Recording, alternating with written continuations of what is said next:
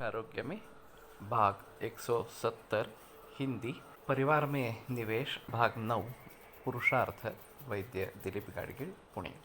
तो मैं परिवार में निवेश की बात कर रहा था और एक अच्छा तरीका है कि हम पूरे जीवन के बारे में सोचें। वैसे हमारे पूर्वजों में जीवन का मकसद क्या है इसके बारे में 4 पुरुषार्थ की बात, धर्म अर्थ काम और मोक्ष, ये 4 पुरुषार्थ है जो हमें हमारे जीवन में हासिल करने हैं। यहाँ धर्म का मतलब रिलीजन इस प्रकार का नहीं है, धर्म का मतलब यहाँ पे कर्तव्य इस प्रकार का है। तो हमारे जो भी कर्तव्य है वो हमें भली भांति निभाने हैं और अर्थ और काम ये जो 2 पुरुषार्थ है वो धर्म के अधीन होते हुए ही करने हैं। वाग्भटाचार्य ने कहा है, सुखार्था सर्वभूतानां मता सर्वा प्रवृत्तयः सुखंचन विना धर्मात् तस्मात् धर्म परो भवेत्, कि सभी प्राणी मात्राओं की जो पराकाष्ठा होती है या फिर उनके जो प्रयत्न होते हैं वो सुख के लिए होते हैं और धर्म के बगैर सुख नहीं है। तो इसलिए हमें धर्म पर होना चाहिए, कर्तव्यनिष्ठ इस प्रकार का होना चाहिए। तो नैतिकता से ही हमें अर्थ और काम इनका उपभोग लेना है या वो कमाने हैं। अनैतिकता से कितने भी ज़्यादा पैसे मिले लेकिन वो सुख देने वाले इस प्रकार के नहीं है। इसलिए धर्म के अधीन रहकर ही पैसा कमाएं और धर्म के अधीन रहकर ही उसका उपभोग इस प्रकार से ले, और इसलिए धर्म को सबसे ज़्यादा महत्व दिया गया है।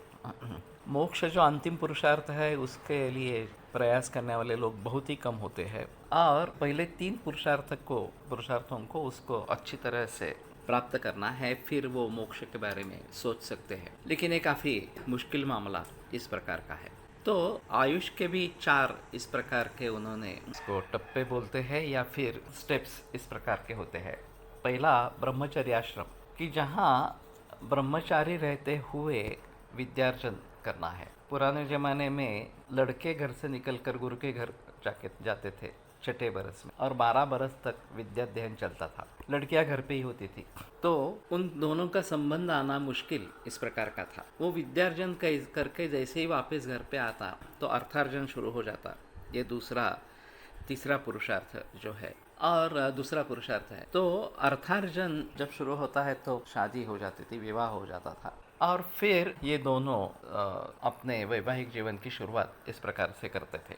तो भटकने का चांस बिल्कुल नहीं था और दोनों अलग अलग इस प्रकार से होते थे। अब ये सहशिक्षा ये बात शुरू हो, लड़कियां भी बाहर निकलने लगी, वो भी विद्यार्जन करने लगी और फिर लड़के लड़कियों का इकट्ठा आना, खास करके युवावस्था में इकट्ठा आना और फिर उससे प्रेम जागना या फिर संबंध प्रस्थापित होकर आगे उसकी परिणति विवाह में होना। वैसे भारतीय इतिहास में भी इस प्रकार के कई उदाहरण हैं, वाश्चात्यों में भी इस प्रकार के कई उदाहरण इस प्रकार के, लेकिन फिर भी बड़े पैमाने पर ये सहशिक्षा नहीं हो रही। अब ये बहुत ही बड़े पैमाने पर सहशिक्षा हो रही है और फिर उसके विविध पहलू सामने आ रहे हैं। तो हमें इन सभी को अच्छी तरीके से देखना है और सजग होना है।